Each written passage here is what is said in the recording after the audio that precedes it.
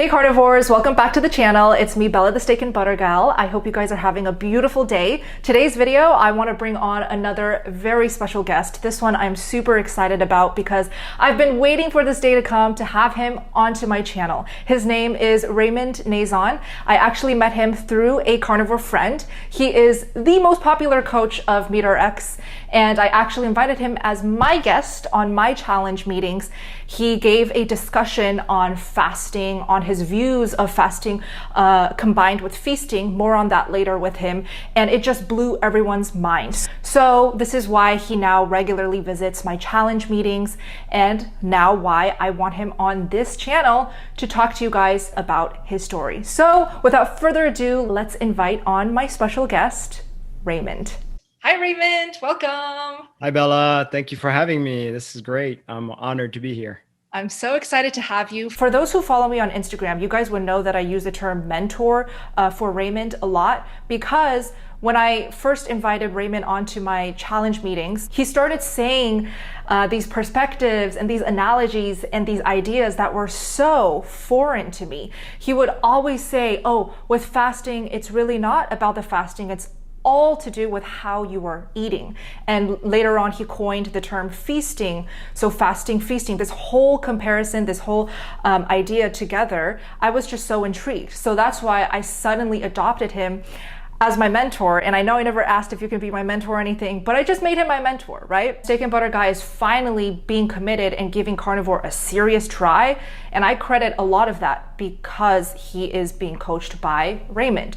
So Raymond has a lot of influence in what I learn and what I do on carnivore now, which is why I have to invite him on when I talk about my fasting endeavors. So with that all out of the way, I got so many questions, Raymond, regarding my beef-only experiment combined with the fasting, and I just knew I could not talk about it unless you're here with me, because that's the only reason why I got into it. So if I could ask you a question first, before you started this 6-month experiment of ribeye only, what type of fasting schedule were you on? I'm 3.5 years carnivore.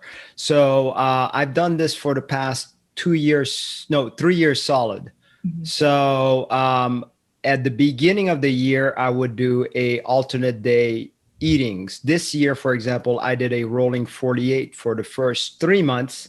And then after that, I added an extra 72 on top of that for the last 3 months. And the 72 on top of the rolling 48 got a little tough near the end. So I started falling into OMAD like around May.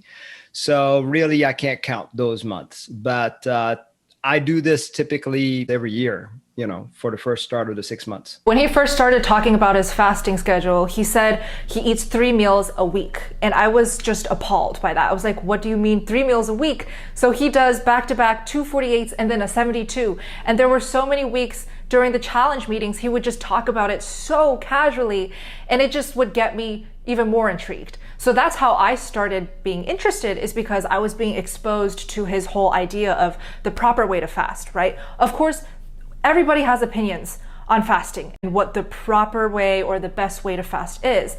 And I just want to expose you all to Raymond's way.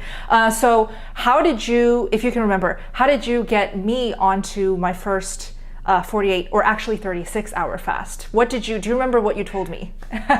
Yeah, I told you, look, just feast until you just can't eat anymore, to the point where you're tired of eating.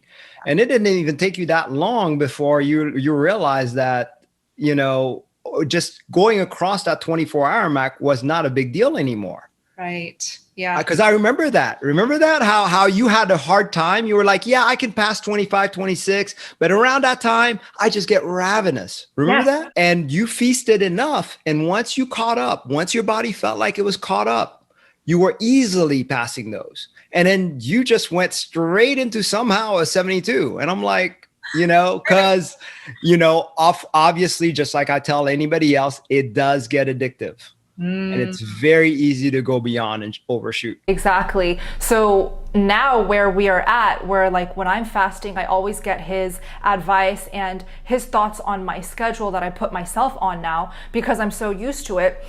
he now has to rein me in, right? To keep me from falling down that slippery slope of like, oh, I'm greedy for more amazing benefits and mental clarity. So here's another question that I think a lot of people are curious right now. Why do you do fasting, and why do I do fasting? Yeah. So with fasting, I think it's a extreme health benefit, not as much as carnivore. Yeah. That's the important thing.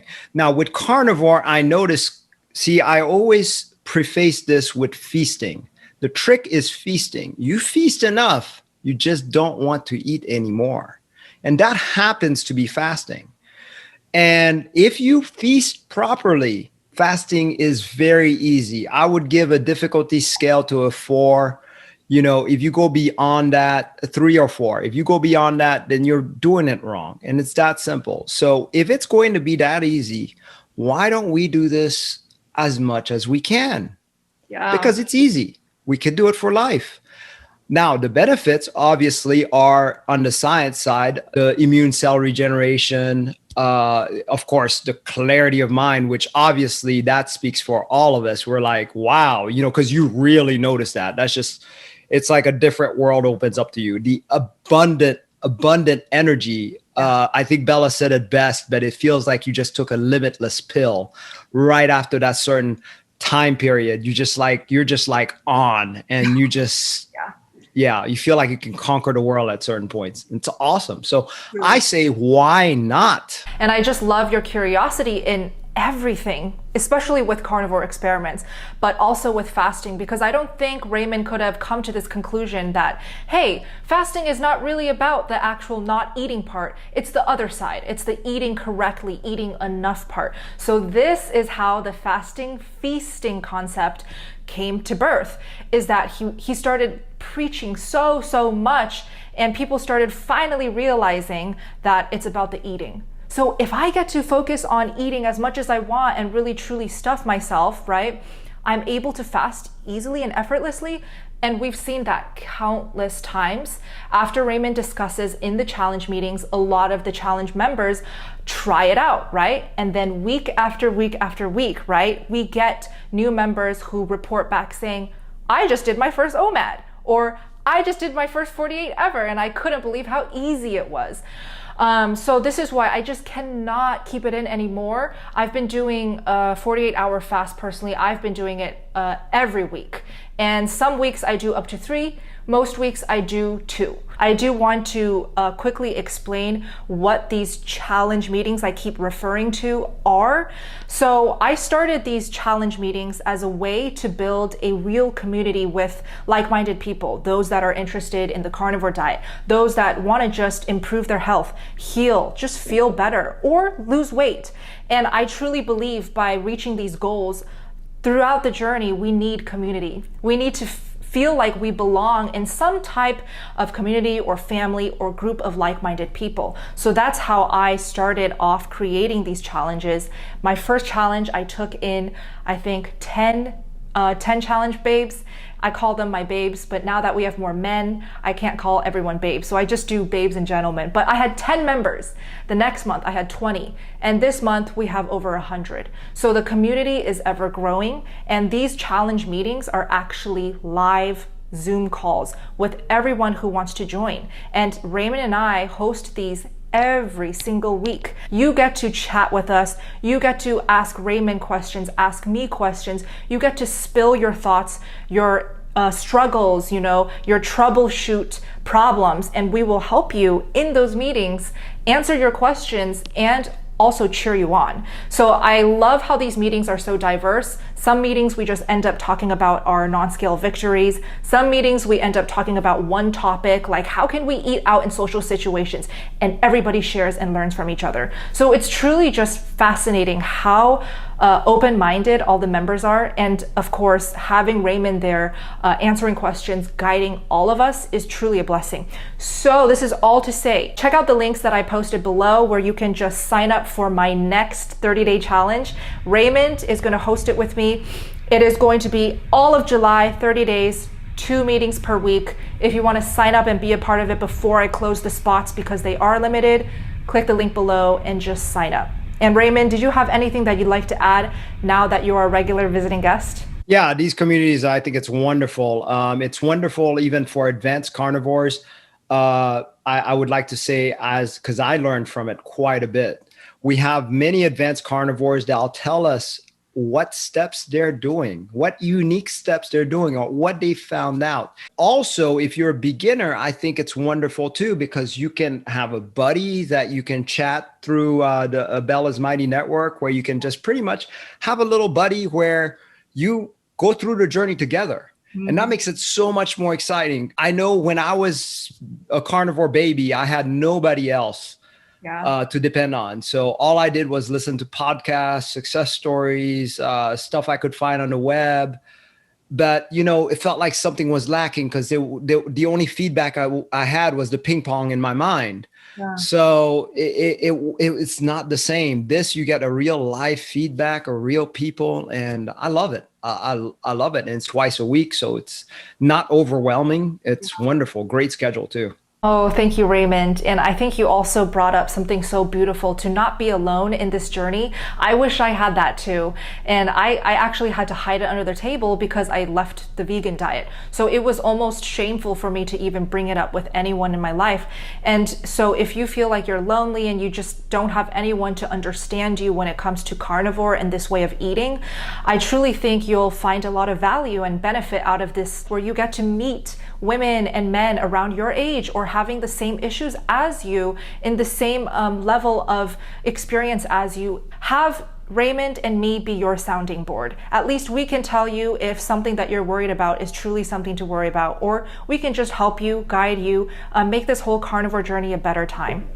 Back to the mental clarity, that's why I do fasting. Only for the mental clarity. Of course, like, the body recomposition is awesome. It's amazing. And I'm going to show some of Raymond's progress pics on the screen right now to just show you how his body has changed with carnivore combined with fasting. So with Raymond, what are some of the most profound changes? It can be body composition. It can be your health, your mental clarity that you have seen throughout your journey of fasting and feasting. Yeah, I mean, all of those are great and dandy, but I wasn't doing it for that reason. I had plantar fasciitis, I had heel spurs, I had diverticulitis, diseases that are supposedly, according to the medicine, is progressive. So it doesn't get any better. It gets worse as you age.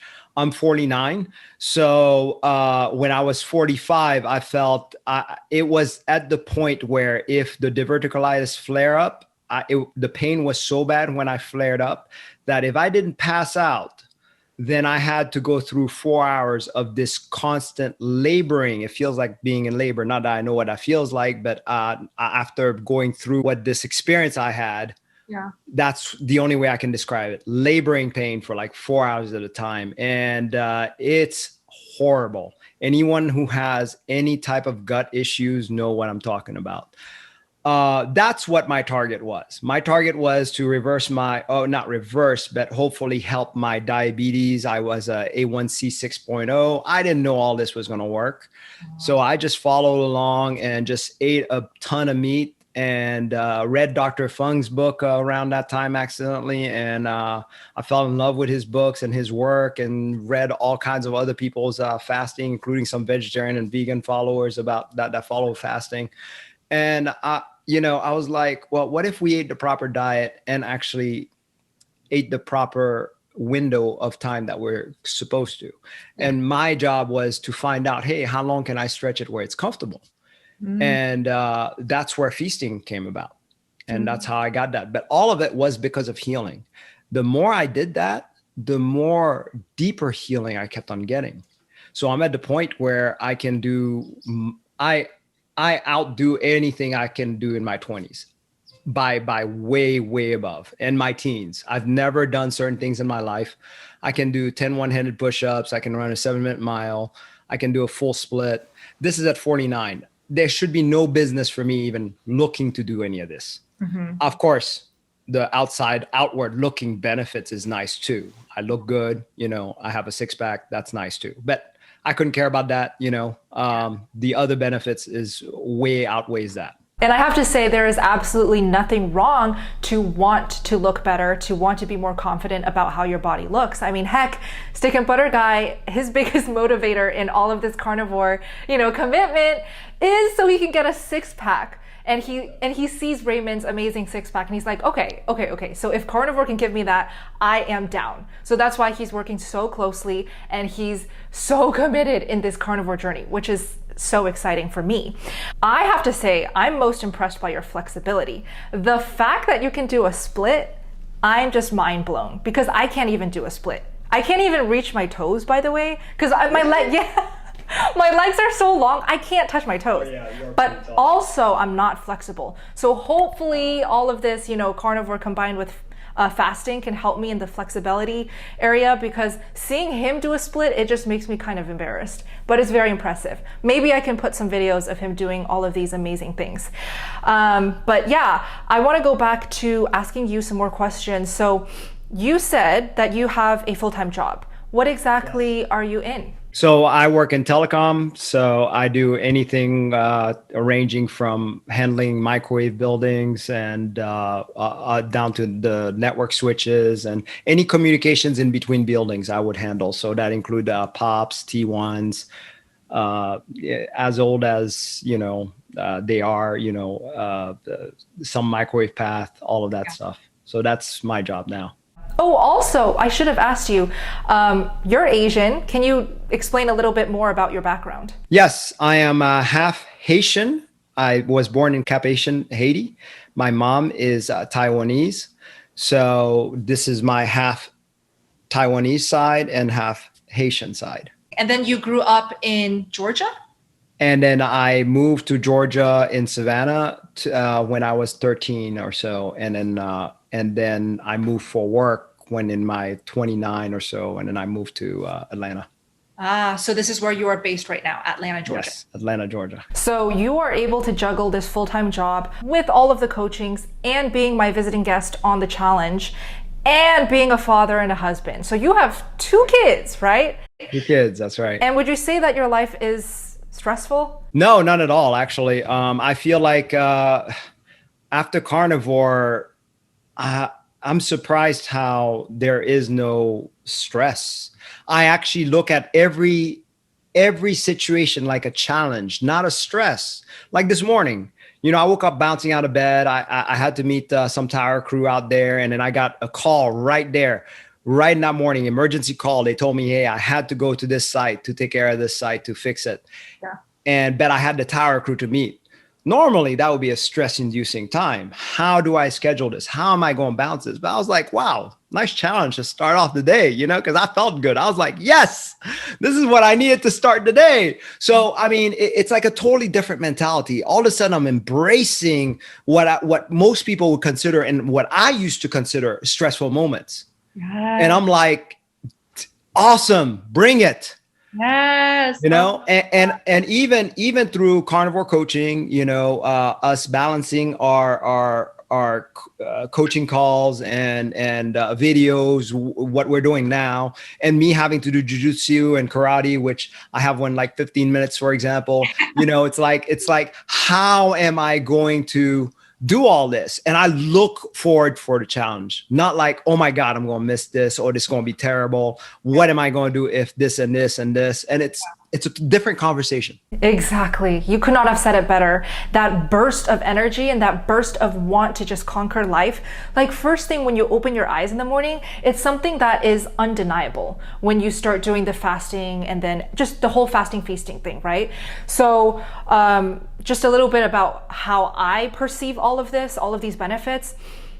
I often get asked, how the heck can I balance, the Instagram stuff, the YouTube videos every week, and the challenge meetings that I host, and then the coachings, and then piano, and then a sister life, cooking for my sister. So like so many things, but how can I still be able to do that and still have a positive attitude? It's all because of this diet. And now with this whole fasting, all of the endeavors that I've been experimenting with, again, with the guidance of Raymond. So I cannot thank him enough for having me at this level of, I feel like I'm petting the unicorn now. truly, you know? And right, so like I don't want to leave this, which is why 80 days in, I'm still doing this experiment. I still don't want to add back in the butter and the eggs.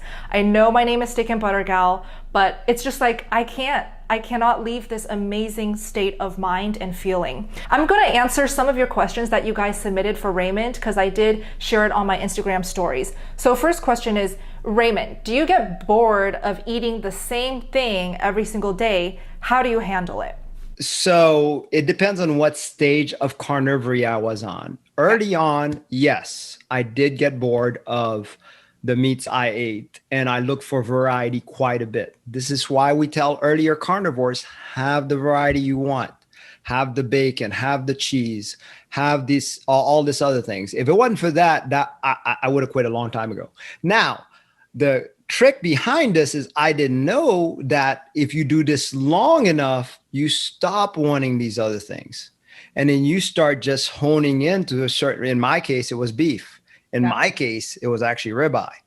So I just started becoming too lazy to make anything else other than ribeye. And, you know, ribeye and low cheese, which was easy to cut up just because of my lazy nature. And I like having that daily. Now I'm on the ribeye only diet. It's even easier. All I do is cut off a slab of ribeye and there you go, ready to go. And I don't have to think about anything else after I eat because I'm full. Yeah. I'm done. So there's that feeling of freedom. I don't have to think until tomorrow of, you know, when I eat again. The word freedom is key for me right there. And I know this is something that Raymond and I both agree on, is the freedom when we eat one thing only. And I know a lot of people think that, oh, that's restrictive. How is that freeing, right? But really, we have more time to live our life. We have time away from the kitchen, away from washing dishes. So there's a lot of freedom that you get out of eating less variety. But of course, this is all to say, if you're new to carnivore, please, the more variety, the better. The more cheese, the more of what you love, the better. And that's what my little sister is going through right now. She would not be a month and a half in successfully if she hadn't had the variety. Awesome. Next question. Raymond, can you discuss the effects of alcohol on this way of eating? Oh my.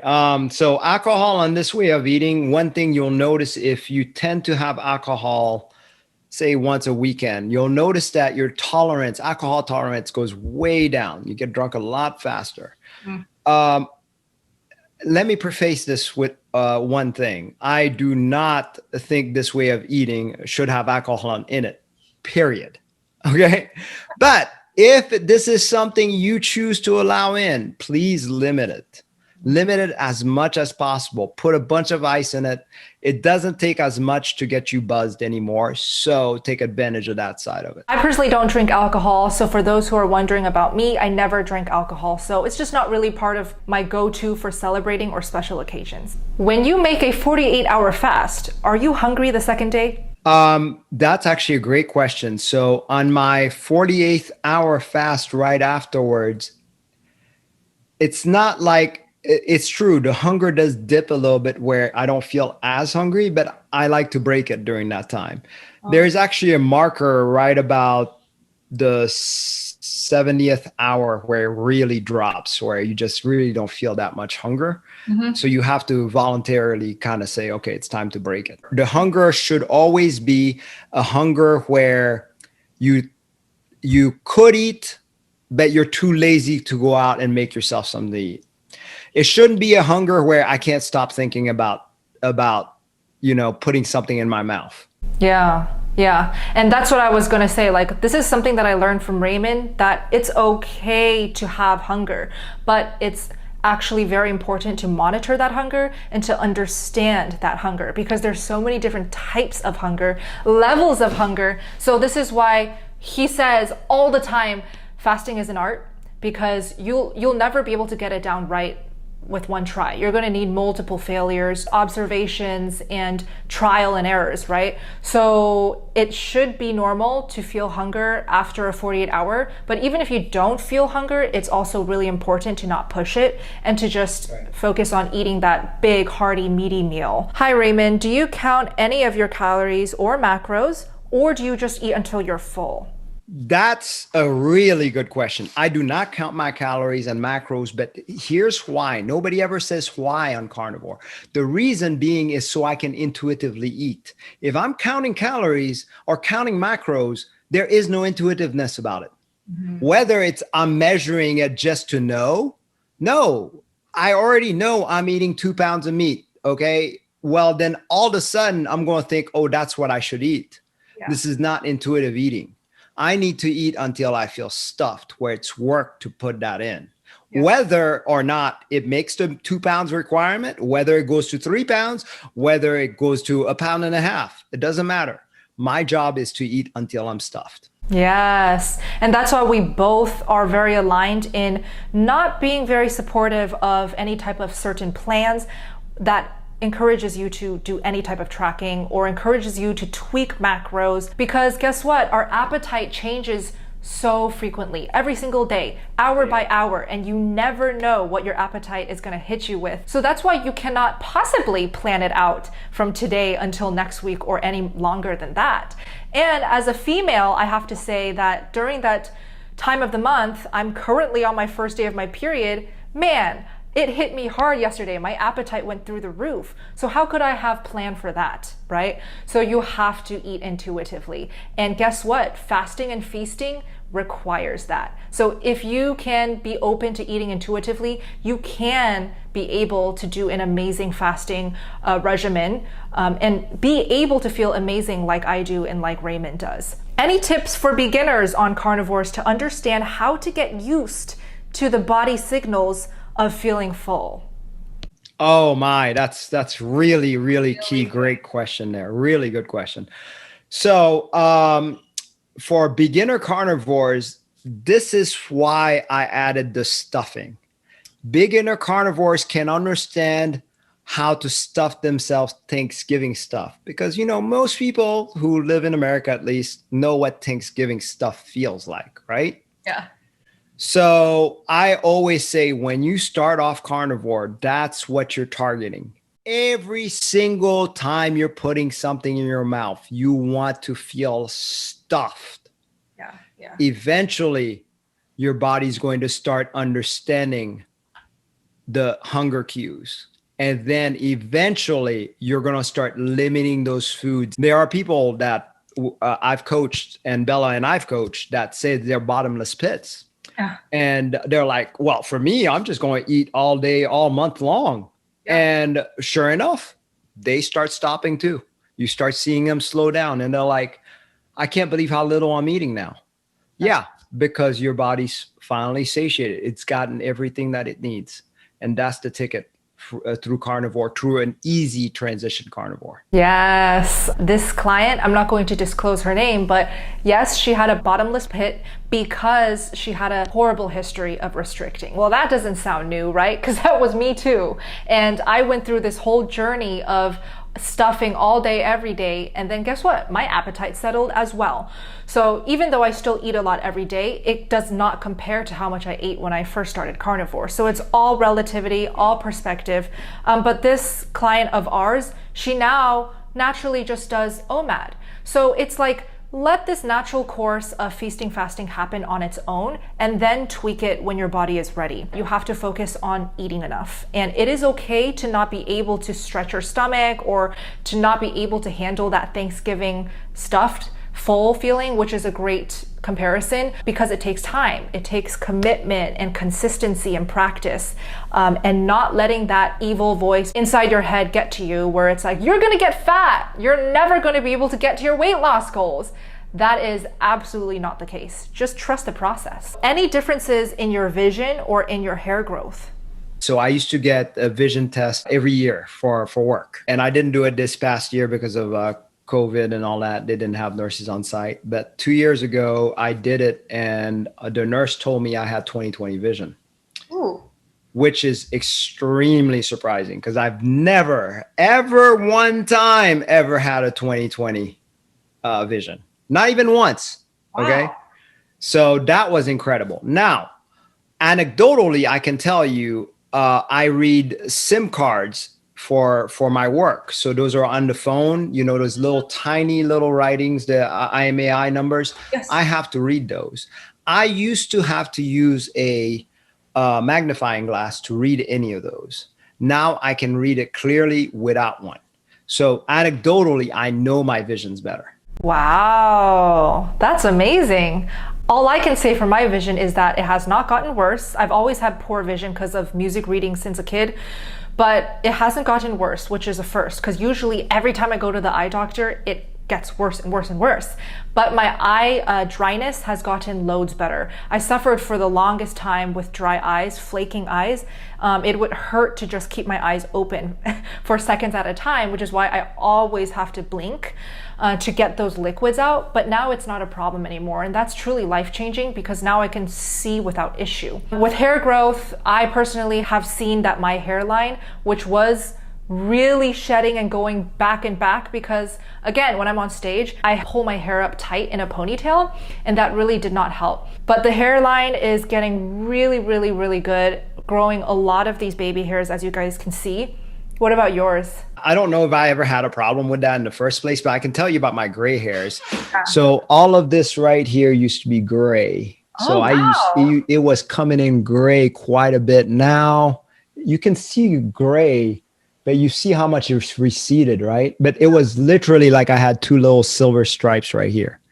Wait, so you're saying that the color reversed back to black? Well, I'm just saying it's not as gray. That's awesome. So, I mean, I don't know about reversed, but I mean, I still have some gray right here. I mean, nothing wrong with just rocking gray. No, it's just neat that it was gray right here, right, and it's just not there anymore. That is so cool. That's fascinating. This question is good. How do I lose belly fat? Like the last bit of fat on my belly. I work so hard and I just can't lose it. Yeah, that's the $1 million question now, isn't it? So I got lucky because I did feel like I've lost mine. And I understand what they mean by they work so hard, meaning that probably the gym. I'll tell you one thing. If you're working really hard in the gym, that's not the way to do it. I tried that. I did that for 7 months, worked my butt off with all willpower. Okay. I forced myself to go in 7 days a week, 6 to 7 days a week. And I ended up in the end gaining a single pound. And Bella can show the before and after of that picture too. You couldn't tell the difference. I still looked fat as ever and everything. When I started the keto going into carnivore diet, instantly started seeing differences in body composition. Mm-hmm. Now, as far as the belly fat, what really made it go down, I feel, was a combination of the feasting and the fasting.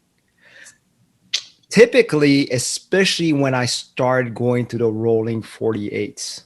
That was really key to hone in on those abs. So if you're looking for that belly fat to go down, to me, that's where it was at. Okay. Yeah, that's why I see such good body recomposition for myself personally when I started incorporating the rolling 48s. And I try to time it according to my schedule. When I'm having busy days full of coachings and meetings, I make sure I choose that day to do a 48. And yeah, guys, I see that my stomach, you know, those feminine female ab lines, they are popping, okay? Waist is nice and cinched. I just hear this over and over from my fellow female carnivores when they start doing Raymond's feasting and fasting. They're like, oh my gosh, my body is changing. And I'm not even working out, or I'm not, you know, working my butt off in the gym.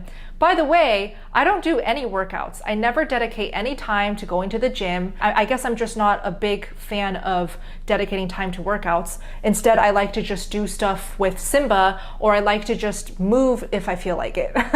So all of the results I'm telling you is from the kitchen and from adopting Raymond's concept of fasting and feasting. So again, if you want to hear more tools and golden nuggets of information that Raymond always drops, consider just joining us in the challenge. You're going to be very, very thankful because the community there is where it's at. Is 72 hours the maximum I should fast? Yes. In my opinion, 72 hours, what I found out for me, I can feast just enough to make a 72 comfortable. Not a rolling 72 though. I can do a 72, roll into 48, but I can only do that for 2 weeks well, I think I did it for one time at 3 weeks. Okay. But I can't seem to keep it all the way for the whole month. So there is a limit. What I say is rolling 48 was the comfortable marker where if somebody wanted to do something for life that's still comfortable, rolling 48 would be it. It's still difficult, but comfortable enough to be doable. You know, the first thing my clients tell me is I can't fast. Oh yeah, we'll see about that. Yeah. Okay. So, you know, I train them up to the point where they're fasting these easy ones and then, you know, get more difficult and more difficult. And then, you know, of course, they're going to be very, very scared of the 72 before they even do it. But once they do it, they're like, oh my God, this was easy. It makes the 48 looks very easy. Yeah. And I was like, yes. And this is why I want to introduce the 72s. So 72s is a great tool to make the 48s even easier. Yep. So it builds their confidence. It's like, oh yes, I can do this. What I try to teach my clients is what is real hunger? You know, how to even listen to your body that much more in an earlier time than you would learn it just carnivore alone. Carnivore alone, you will figure all this out, but it takes much longer time. When you start doing the fasting, you start really keying in on hunger levels and when you need to feast and how to feast properly. So the fasting only assists the feasting. And that's why I like fasting so much. Ooh, I'm learning so much from you right now. He says these things every single time I see him, and yet I'm still mind blown at everything he says because I've never, like for my whole life, I've feared fasting, especially anything beyond OMAD. I always thought because I had an eating disorder, fasting is not for me. But he completely broke that for me. And he made me feel like fasting is actually doable, it is attainable, and it is actually effortless. It is actually, guys. Barbara would like to know how we found each other, what clicked for us, and how we decided to work together. Well, okay, so I already shared with you guys how I met Raymond. It was through a mutual carnivore friend. She just had to have us meet. I feel like we just clicked from that first conversation with her. It was like a three-way group meeting where we just hung out and got to know each other. And that's why I was like, you just have to come on to my challenge meetings, Raymond. Just give one talk, one discussion. He gave that one discussion and everybody in the challenge was intrigued and they wanted more. So how can I not invite him back, right? So I invited him back the next month. They wanted more again. And that's why he's now just pretty much always there, always helping, always giving his advice. So that's why I could not help but ask, like, can you just collaborate with me? Can we just be partners in this? Because I don't want to do this alone. If I can have him by my side, I feel like we can make that much more positive of a difference in the community. And just by sharing our very much aligned ideas and thoughts about how to do carnivore. It's not even about fasting. It's just how to do carnivore and how can one feel better. Yeah, I have to admit, you know, when I first met you, Bella, your message was really what rang out to me. I was like, my God, somebody actually thinks like me. You know, I loved how you aligned, at least in carnivore wise, you aligned so well, carnivore way of thinking. Everything the way you think is the way I think. That's what really made us connect. Yeah. When we're coaching together, I feel like, you know, you're such a great partner because I'll always forget little things and, you know, you strengthen me a lot. So that's really nice because you have a lot of things that I don't like to do, but that you like to do and vice versa. That way it frees me up to be able to just do what I do best. To be able to coach clients alongside Raymond and be on his team and work with people who want to be better with the carnivore diet, like as a team, it's truly, it's such a ride, seriously, because I get to learn from him during all of these calls, but I also get to add so much to it because I'm all about the details. I'm all about the accountability. I'm all about the little baby steps, whereas he's all about the big steps and the end goals and the big changes. And then the fasting, which is so valuable. So we started coaching because through the challenge meetings, we couldn't help but notice like, wow, our ideas, our like views on carnivore is literally the same. So why not just hone in on individual clients who need that help and just work together as a 2-on-1 type of coaching system? So that's how it all came to be. Michelle Lalich, she has a question for you, Raymond. She was, Michelle. yes, Awesome. she was my previous guest. She would like to know, how would one approach prolonged fasting when they have intense workout routines? Oh, wow. Great question. So, prolonged fasting, let's be clear on this. I don't like going above 72 hours. Saying that, I encourage fasting workouts. Okay. That means workout, you're 50-hour fasted and you have a workout scheduled, do it. Because if you can't do your workout, then you are not ready for that fast. Mm-hmm. There is a limit to that, of course. Yeah. And typically I've noticed my limit is around, I think I've done a 65-hour fast, but the end was dry fast. So I kind of pushed myself a little too much. Whenever you do something at first, you always kind of do stupid things and you kind of overshoot it. Yeah. I just felt a lot weaker that time. So I felt weaker on my rolls. I felt weaker in my workout, but still able to complete it, which was good. But I noticed a significant weakness. When something is hard that usually isn't hard, it's just a sure sign that you're pushing it with the fasting. So if fasting is the new variable that you added, and then suddenly all of these things are becoming issues or becoming difficult, then you're just taking it too far. And that's why you have to really approach fasting in the most gentle way possible while focusing on the feasting. So it's really complicated, but we're trying our best to pack it all into this one video. Again, more details, more discussions on it through our challenges. Hi, Raymond. Thank you for answering our questions. How does one get over tracking? Whenever I eat more, I have this fear and anxiety that I'm eating more because I'm afraid of gaining weight. Oh my. That's the hardest challenge to coach anybody out of.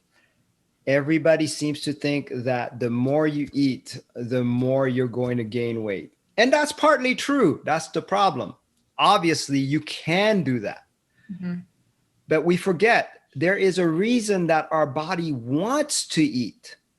So when I was fat, my body wanted to eat more. Yeah. So it's not the other way around. It's not me wanting to eat to make my body fat. It's because my body was fat, it wants to eat. Now, why is my body fat is the question we should be asking. The reason my body's fat and wants to keep on eating is because it's not getting what it needs. So it's going to keep eating until it finds what it needs. So now, you were simply on the wrong diet, basically. Exactly. If you eat what you need, eventually, after you feed it quite a bit, and it catches up, it's going to say, stop feeding me. I have everything I need. I don't need as much anymore. Of course, there's the daily that it needs, but this is why I've always said that your first few meals, the first 2 weeks of carnivore, when you first start out, expected to eat a lot. And you're like, I can't believe I can eat this much. Good. Eat that much because that's what your body needs. Yeah. Then it starts slowing down. Then later on, you're like, I can't believe I eat so little. I can't believe I'm never hungry. Yeah. Okay, that's what we're looking for. That's where the healing's really at. Yes, just living proof. We see it with our clients. They come back saying, I can't possibly eat that third meal you guys forced me to eat. Now they're complaining to us that we're making them eat too many times, right? When this whole time they've been wanting more food, they've been hungry for it. So it's just flip of a switch. You have to know what type of steps you have to move forward with. And here I can say, 48 hours and I still don't want to break my fast. I'm like, do I really want to? Because I want to keep feeling so good. And then Raymond reins me in and it's like, it's time to eat. Don't get selfish, but you can get there. You can get there absolutely 100%. As someone who had a binge eating disorder, who was vegan for 6 years and malnourished, I'm feeling the best I've ever felt. And Raymond, I know you can say the same about you. Totally. I mean, I can only describe myself as half dead before the carnivore diet, literally. Yeah. To come to the point where I feel better than I have in all of my life, being able to outperform my younger self by like 20 times more. I mean, it's nothing short of a miracle to me in my eyes. Yes. And for me, what people call restriction is well worth the price of admission for this. I am so happy to be restricted to get this kind of benefits. Alrighty, guys, even though I have about 50 more questions that you guys want Raymond to answer, we're gonna have to wrap up today's video because it's been a lot of information that we threw out there. Hopefully we didn't overwhelm you too much, and hopefully you found this video valuable. Raymond, thank you so much for making the time, sharing your amazing golden nuggets of advice and information. Yes, thank you, Bella, for having me. And, if anybody is wondering about the carnivore diet, please watch some more of Bella's videos, join the challenge. Let us help you get there. We want more carnivores in there. We want other people to experience what we've experienced, that gift that we've experienced. Absolutely. So if you join the challenge, Coach Raymond and I look forward to meeting you, and we can't wait to follow along your progress. So follow him on Instagram at Raymond Nazon, right? Yes. Yes. And me, Steak and Butter Gal. So you don't miss our next Q&As or videos together. Don't forget to hit like, subscribe, and turn on your bell notifications to not miss my future videos. Raymond and I will see you soon. Bye. Bye.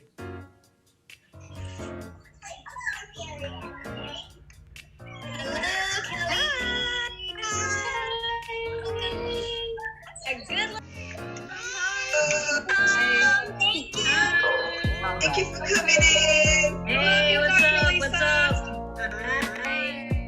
Hi, Judy. Welcome. Hi, how's it going? Going great. Everybody, Hi, welcome. Judy. Welcome. Welcome. We're so glad you're here.